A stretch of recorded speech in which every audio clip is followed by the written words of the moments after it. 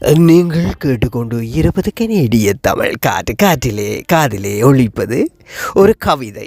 இந்த கவிதையை தீட்டியவர் கலையத்து கலைஞர் அல்ல, கலையத்து கவிஞர். அந்த கவிஞர் கலையத்து அறிவிப்பாளர் ஆர்ஜி தயாளினி சிவநாதன். அதனால் உள்ளத்துக்கு நன்றிகள் சொல்லிக்கொண்டு கவிக்குள் செல்கின்றேன். கவிதை விதவை பெண் குளம் சிறக்க குலமகளாய் குடும்பத்தில் உதித்தாள். வளம் வந்த தேவதை வளம் அள்ளி தந்தாள். நிலவு மகளாய் நித்தமும் நெஞ்சினிக்க பேசினாள். புலமை தீட்டி புத்துயிர் கொடுத்தாள். கருவறை திறந்து காலடி பதித்ததும் திருமுகம் ரசித்து தித்திப்பாய் கண்டனர். கருநிற பொட்டினால் கண்ணறி களைந்து அருமை பிள்ளைக்கு அழகு பெயர் வைத்தனர்.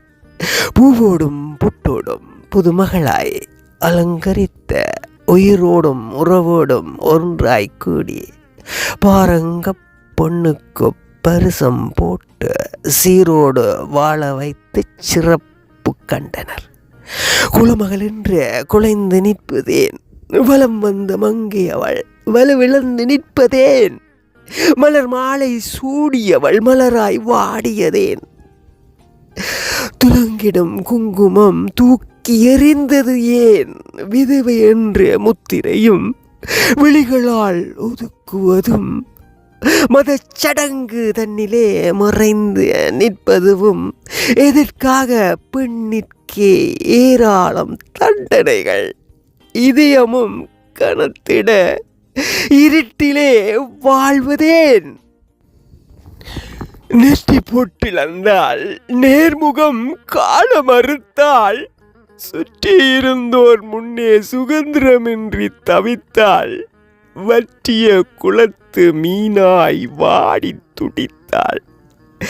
தேற்றிட யாரும் இல்லை தினம் தினம் கண்ணீரே, தாலி இழந்தவள் என்று தடைகள் போட்டு காலியான வாழ்வில் காரணமின்றி புகுத்தி வேலி போட்டனர், வண்ண துகில் உரிந்தனர், போலி வாழ்க்கையில் பொசுங்கினால் தினமும் பெண்ணிற்கு மட்டும் பேரடி கொடுப்பதே,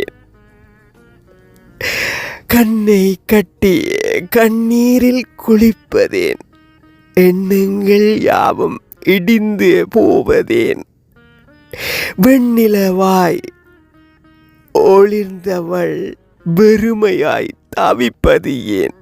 அற்புதம், அற்புதமான கவி வரிகள் அன்பு கவிஞர் தயாளினி சிவநாதன். ரொம்பவுமே நன்றி. கவிதை என் நெஞ்சை வலிக்க வைக்கின்றது. வாழ்த்துக்கள். மீண்டும் அடுத்த கவிதை கூட உங்களையும் சந்திப்பேன். அன்பு உள்ளங்களை உங்களையும் மீண்டும் சந்திப்பேன் என்று கூறிக்கொண்டு விடைபெறும் நான் ஆர்ஜி மோகன். நீங்கள் கேட்டுக்கொண்டு இருப்பது கனேடிய தமிழ் காற்று.